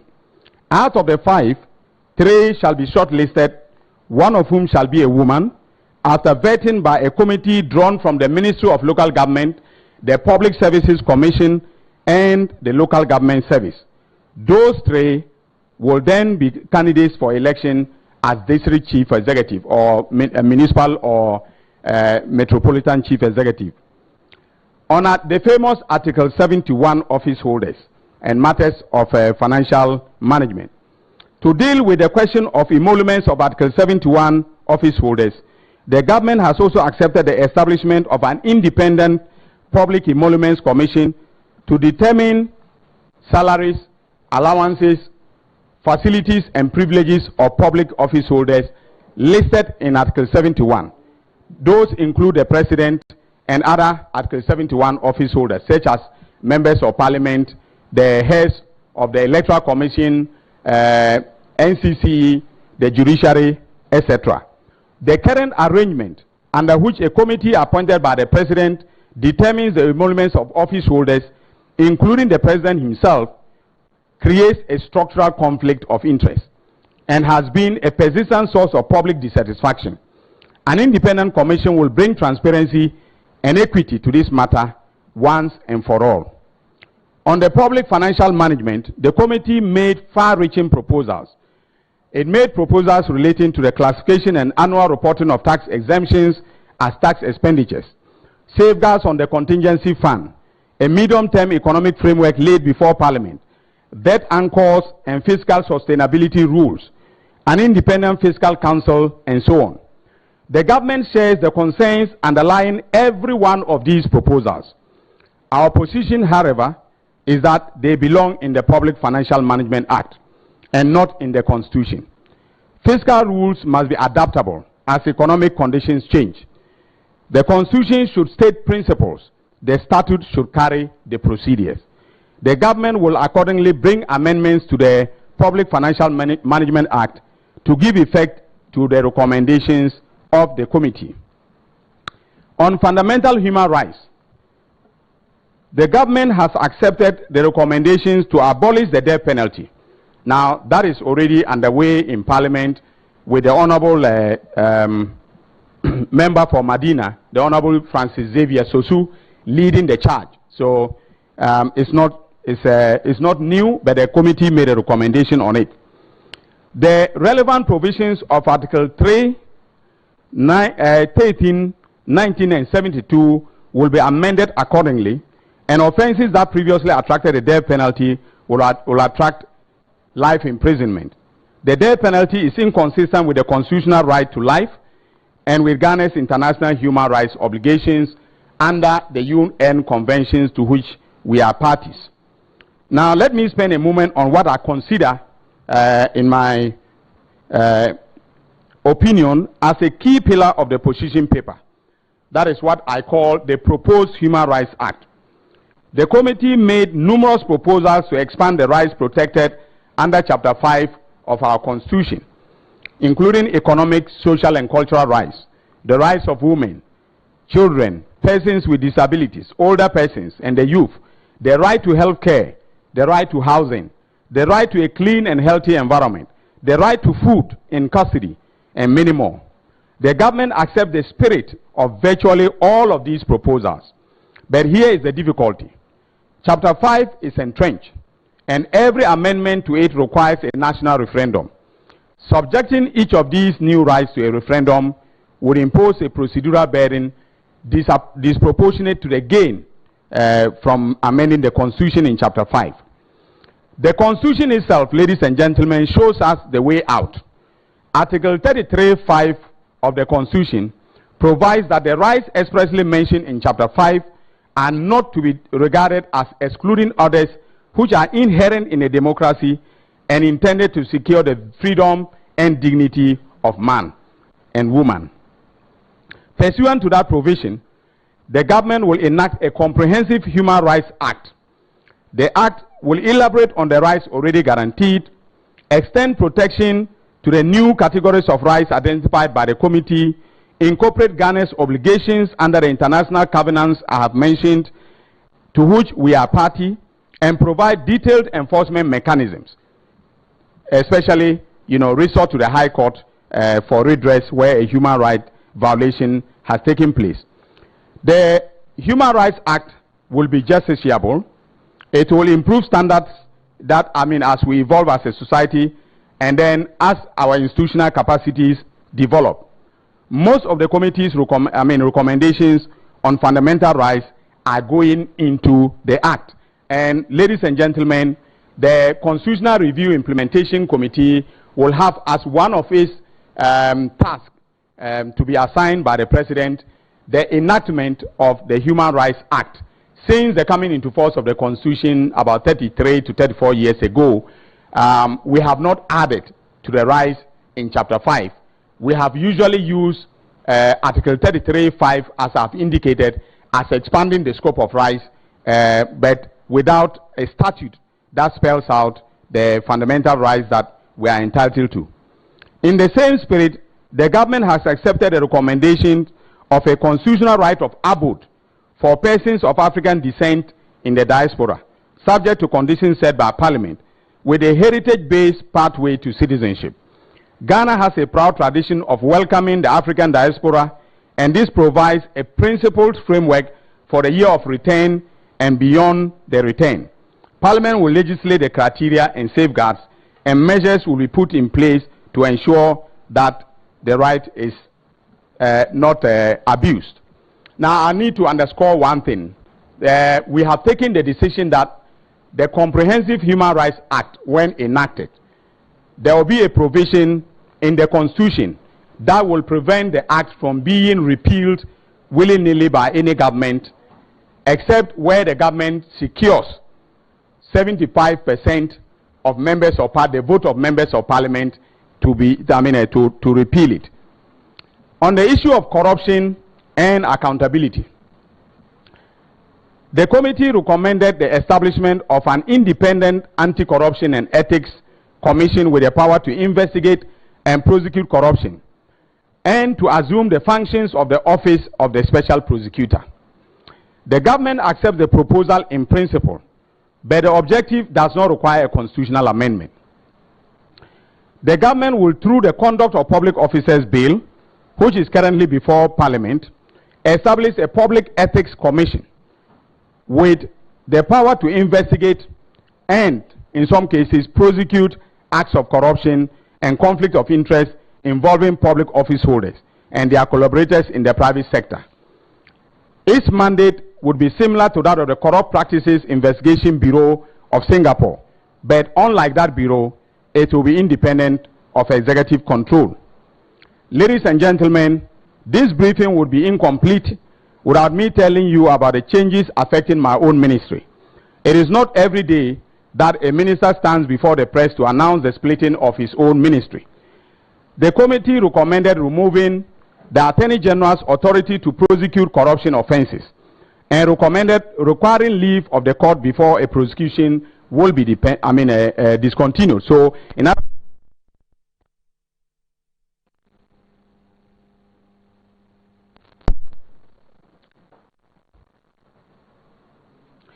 other words, where the Attorney General wants to or wishes to file a nolle prosequi or terminate a prosecution, the commission was of the view, or is of the view, the committee is of the view that the Attorney General should provide reasons before doing so.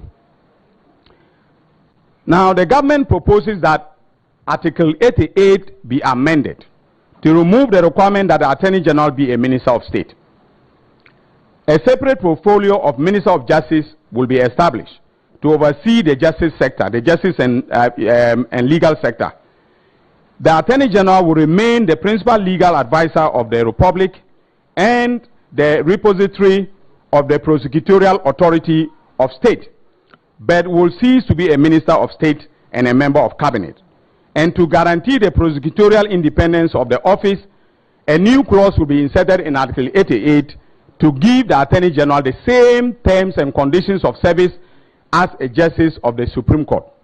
This is a significant restructuring of the legal architecture of the executive, and I believe history will judge it kindly. In other words, whoever is appointed Attorney General after the amendments come into effect, if you want to remove that person, you have to go through the procedure enumerated under Article 146 of the Constitution. There has to be a petition, the determination of a prima facie case, etc., etc. I know that members of the media are used to this process, having followed keenly what has transpired within our republic.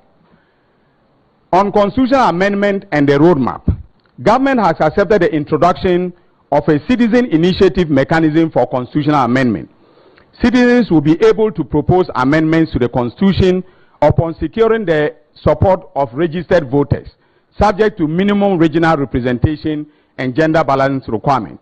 The government proposes that the threshold be 10% of registered voters, rather than the 5% recommended by the committee, so that the mechanism is invoked only where a proposal commands substantial national support.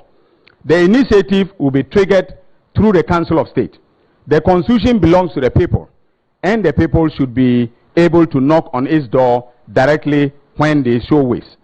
Now, the roadmap is set out in this position paper for amendments of the Constitution, set out in this position paper, and it is deliberate and time-bound.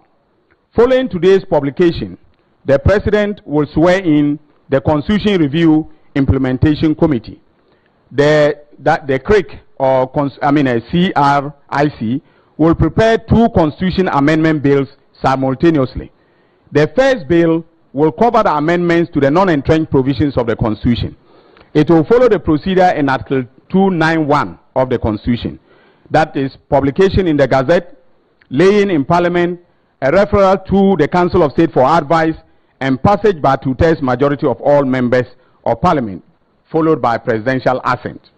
The second bill will cover the amendments to the entrenched provision. That bill must travel the road prescribed by Article 290 of the Constitution. It will be referred to the Council of State by Mr. Speaker for advice.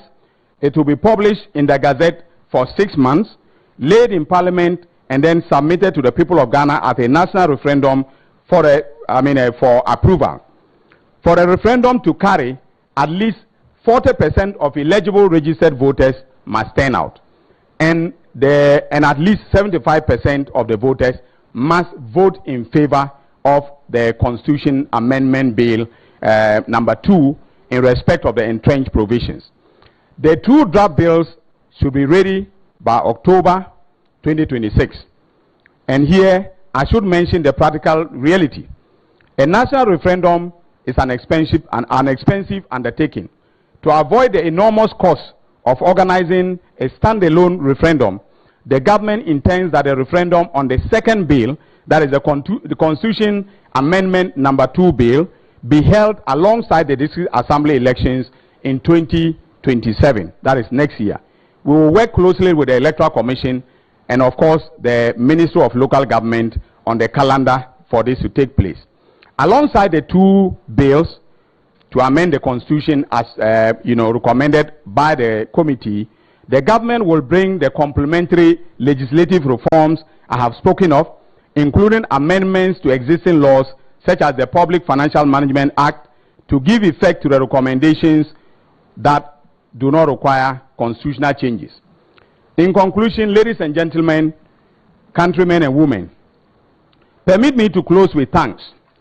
I thank His Excellency, the President, for his leadership in this process and for his unwavering commitment to constitutional reform. In fact, as I said, we had 3 rounds of meetings, including a weekend retreat, and His Excellency, the President, was present at each one of them and probably was the most alert person in the room. He gave leadership in terms of all the discussions on the recommendations. So I want to thank him for that, because he made some of the work that I have done very, very simple. Also, I want to thank my colleagues in Cabinet, including the Honorable Felix Ofosu-Kwakye, for their extensive input and helpful deliberations on the position paper. The document being published today is far richer for the scrutiny it received around the Cabinet table. And I thank once again the Constitution Review Committee and its eminent members and its Secretariat, whose diligent work made this moment possible. I wish to also put on record my sincere thanks to my able and indefatigable deputy, the Honorable Dr. Justice Srimsai. Justice held the fort in the course of law from the Supreme Court to the High Court, and on a daily basis, so I can devote time and effort to the constitutional reform project and to the management of the affairs of the Attorney General's Department. That is what I call true partnership at work, and the kind of division of labor that produces results. I cannot also end without thanking the junior lawyers in our Secretariat, especially lawyer Saeed Momin, for their tireless assistance in this project, and especially in the preparation of this position paper. The position paper and the final report of the committee will be published immediately after this press conference. Now, that is the headache of the Minister for Government Communications. I encourage every Ghanaian to read them. Constitutional reform is not a single event, but a continuing process. And the Constitution must remain a living document that responds to the needs and aspirations of each generation of Ghanaians. The next phase of that process begins today. Now, let me say this, that I have tried as much as possible to give you highlights. The government position paper itself is 89 pages, highly comprehensive, and some of the accepted recommendations have not been highlighted. So, as the media reports, please read the document very carefully. Don't go and take the highlights and say that government has rejected everything else. What we have done is to carefully examine, as I've said, the ones that are foundational, that go to the root of our constitutional democracy. And we have accepted those. We have also accepted those that we think should, the recommendation that, should be accepted with modification. Some of the recommendations we are putting in Acts of Parliament, and so the committee's work will be reflected in both the Constitution as well as the legislation of this republic. The committee has done a wonderful job for the people of this country, and again, I want to record my thanks. So, ladies and gentlemen, that is it for constitutional review. And as I said, the process starts today. Thank you. Honorable Felix. Before I say, let me do this. Sorry, thank you very much.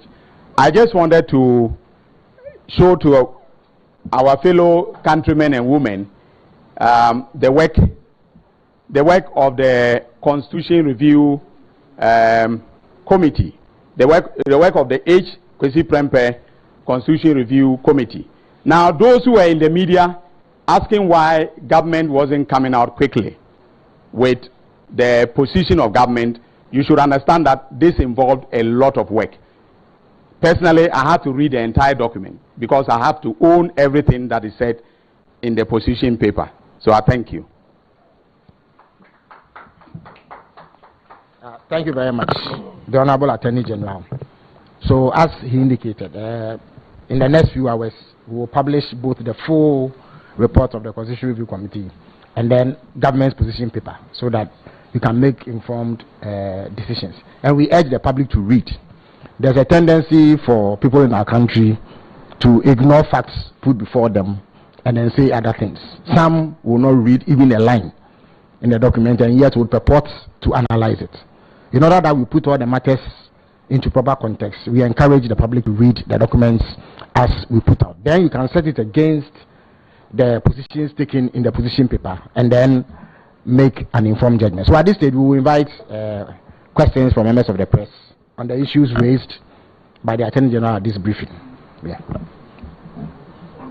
Yes, please walk up to the microphone and ask a question.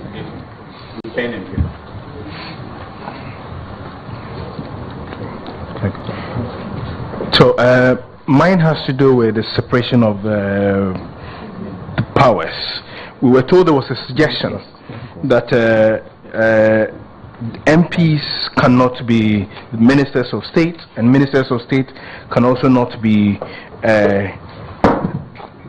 MPs. I would want to find out why was a suggestion like this rejected. All right, thank you. Minister, thank you. My name is Obed Kingaglu. I work with EIB Network, GH1 TV and Star FM. I have two questions, one on the constitutional review proposals and also one on the case of Senator Tamaklo. So on the first one, on the constitutional review, I want clarity with regard to the change in date for presidential elections. Is it the same for the parliamentary? Okay. And then for the second one, you've indicated your intention to file a stay of prosecution and of course execution, I beg your pardon, and then of course appeal. Given the huge public interest of this matter, we want to find out the timelines when you are going to do this. Thank you very much. Thank you very much. Thank you very much. I'm Sethi, GBC. Honorable Minister, you made mention of government accepting the recommendation to cap members of parliament. I want to find out, after every population and housing census, the ministry of Local Government comes up with the creation of Metropolitan, Municipal and District Assemblies, and then the Electoral Commission goes ahead to also create more constituencies. But I didn't hear much about what is being done, the amendment that is being carried out to ensure that whenever there's a population and housing census, the Electoral Commission and the Ministry of Local Government will not go ahead and create more constituencies and more districts. Then there was also this issue about the committee recommending the abolishment of regional tribunals. Not long ago, the government took a bill to Parliament and successfully established regional tribunals. I'm sure President is to assent to that bill. But then it didn't also find expression in the recommendations that the government accepts or rejects. Thank you very much. Thank you very much. Yeah, Max. Yes. So maximize the time. Yes. Maxwell Agbaba, Joy FM Joy News. My first question is on Sedina. So you stated that the states opposed the appeal, but the Court of Appeal overturned that conviction. A lot of people are curious to know what kind of defense did the state put up. Was it strong enough to let that conviction, stand? And then also, what do you say to suggestions that the decision to appeal the Court of Appeal's decision today is a face-saving one? And then my last question on the Constitution. I want to find out, in a country seemingly polarized on partisan lines, I want to find out from the AG how he intends to build consensus to ensure that the Constitution review process, succeeds. Thank you. All right, thank you. So we'll take the last one before the next round of questions. All right. Good afternoon. My name is Julius, and I write for the Ghanaian Times. I have two questions, and the first one has to do with dual citizenship. The minister mentioned that if successfully, the Constitution, if successfully amended, dual citizens will be allowed to hold public office, but for the president and vice president. So I'll relate this to the battle he is going through to have Mr. Ken Ofori-Atta extradited to Ghana. If we go ahead and then allow everybody to hold every public office, apart from the president and vice president, how sure are we that we don't put spies in office? So for example, imagine if Mr. Ken Ofori-Atta was an American. How sure are we that even the Americans will even contemplate releasing him to us? That's the first question. So what steps are in place to ensure that we don't have spies in office? All right. And then the second one, the CJ, the position of the CJ. Over time now, the removal of the CJ has become one topical one. So for example, the CJ, the president, and then the Speaker of Parliament. But the removal of the CJ has become a bit easier, if you put it that way. To remove the Speaker, you need at least 3/4 of parliamentary votes to remove the Speaker. You need 2/3 of Parliament to impeach the President. But to remove the CJ, it's just a matter of the Council of States recommending that, okay, there's a prima facie case, go ahead, and then the President and whoever is involved, if they are convinced, after the committee recommends, the President must abide. What steps are we putting in place as a head of co-equal state arm of government? We don't just throw away the CJs, so that we have that balance in power. Thank you. All right. Thank you very much. So the attorney now will answer these questions, after which we'll come back for further questions.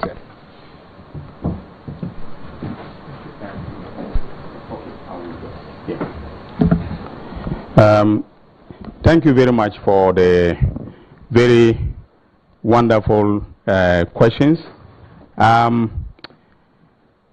On the question of separation of powers, which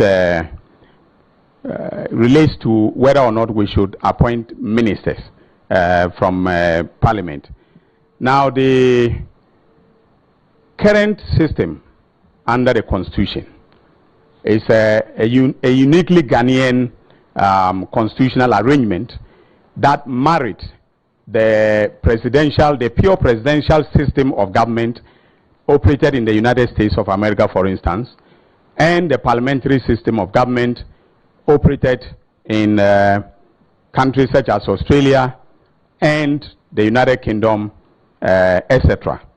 And so the idea was that there should be ministers drawn from parliament so that the parliamentary experience, will be useful in terms of how government conducts its business or cabinet conducts its business. So it's a uniquely Ghanaian hybrid system of government. And we think that it has, there have been questions as to whether it has served us well, okay, and we think that it is the provision that says, look, the president must, appoint more than 50% of his ministers from parliament. That ties the hand of the president, meaning that the president, whether he likes it or not, will have to appoint ministers, from parliament. But the current arrangement, as articulated in the government position paper, I'm sure you would see the details when you read it, is that we prefer that the president should be given a free hand.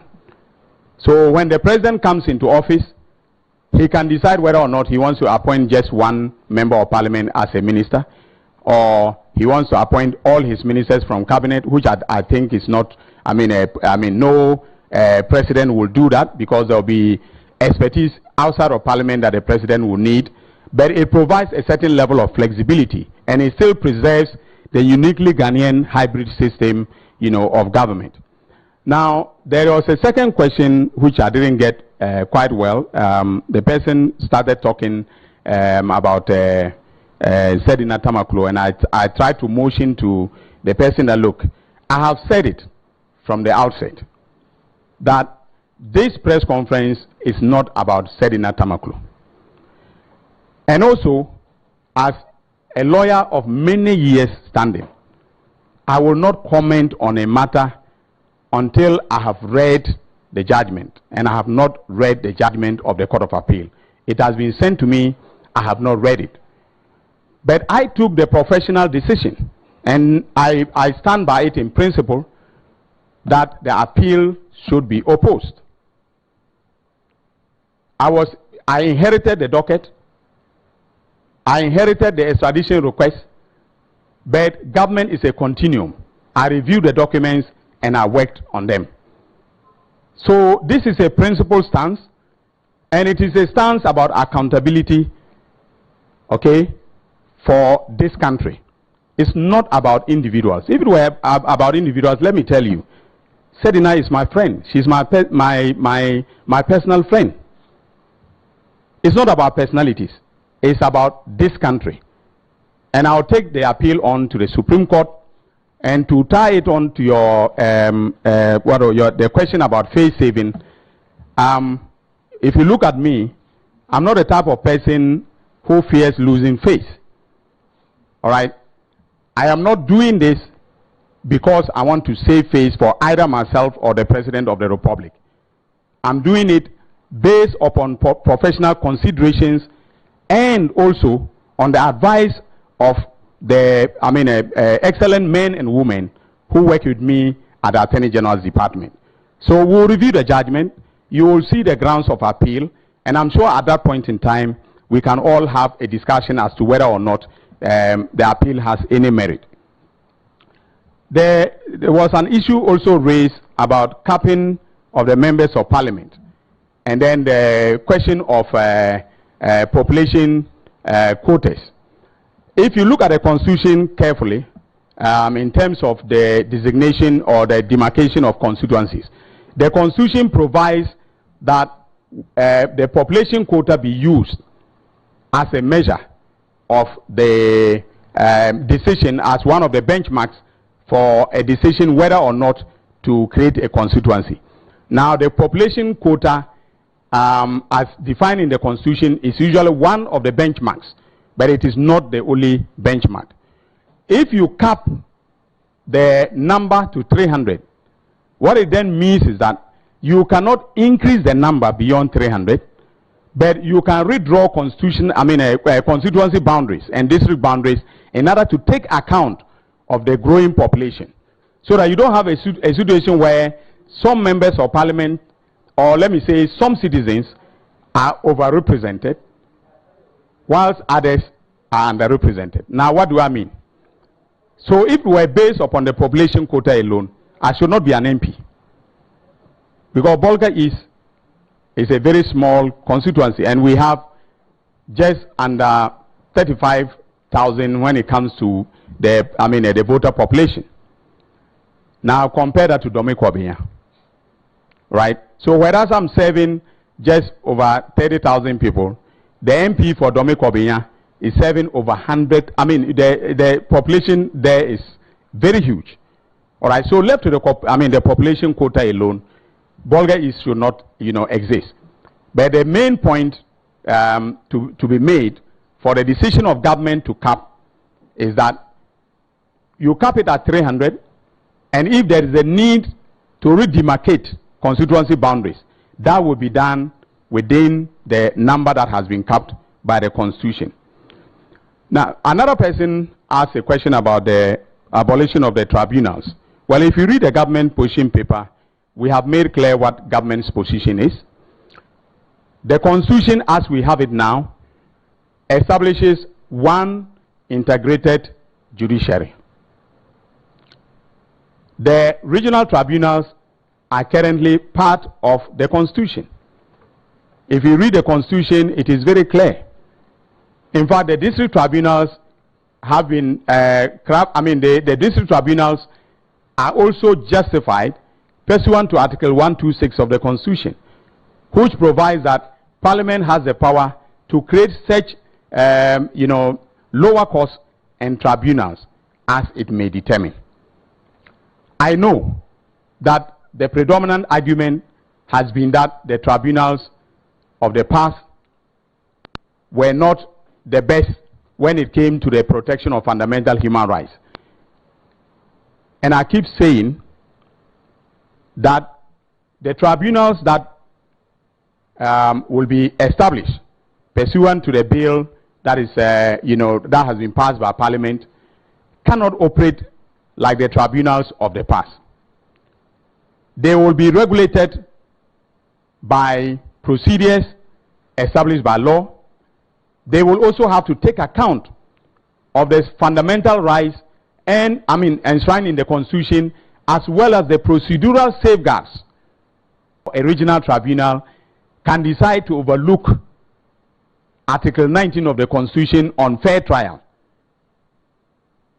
and then hope that its decision will be upheld when appealed. So I believe that what we are doing is in tandem with the letter and spirit of the Constitution. There is textual support in the Constitution for the bill. And so I am not going to yield to those who are saying that the bill is not in the interest of the people of Ghana. Because the tribunals do one thing that ordinary courts do not do. They allow for the participation of citizens in the delivery of justice. And the Constitution is very clear that justice emanates from the people and must be administered in their name by the judiciary. And the judiciary is defined to include the regional tribunals and such lower courts or tribunals as Parliament may by law establish. Go and look at Article 126 of the Constitution. I've answered the bit about question about building consensus, given the fact that we are a very deeply divided and polarized country. Now, the level of polarization in this country is I agree, is very high. I also agree that it is at the level of the two main political parties. And so, in coming to this point of the constitutional review, I have tried my best to build bridges across the divide. I wrote to Parliament as a co-equal branch of government, and I submitted the report, the final report of the H. Kwesi Prempeh Committee, Amayarga, and gave him a copy. And I wrote to the minority leader, the Honorable Afeyo Markins, and gave him a copy. I reached out to the minority and requested that they give me a name to serve on the Constitution Review Implementation Committee. And I was given the name of the Honorable Member for Asante Achim, I think Central, that is the Honorable Kwame Imedu. Is it Central or South? Central, yes. So hopefully he will be there to represent the minority. And then also we have a member of the majority caucus being there. And we have an eminent justice of the Supreme Court who will be the chair of that committee. So I have started building the bridges. And let me tell you something. This constitutional reform project is a national project. All right? Under His Excellency Nana Addo Dankwa Akufo-Addo, there was a constitution review committee which was spearheaded by the then majority leader. All right, so there you had the Attorney General and Minister for Justice, Dr. Dominic Ayine, sharing with us the reviews from the Constitutional Review Committee. And he mentioned a number of things, including the presidential term from 4 to 5 years, the establishment of a Public Emoluments Committee for Article 71 office holders. Also touched on the issue with Sedina Tamaklo Atieno as we're talking about that. So this will wrap up on Good Afternoon Ghana today. We're back at 7 p.m.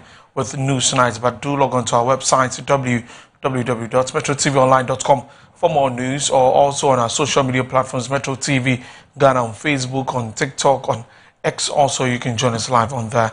My name is Desmond Okreko. Many thanks for watching the program. Bye.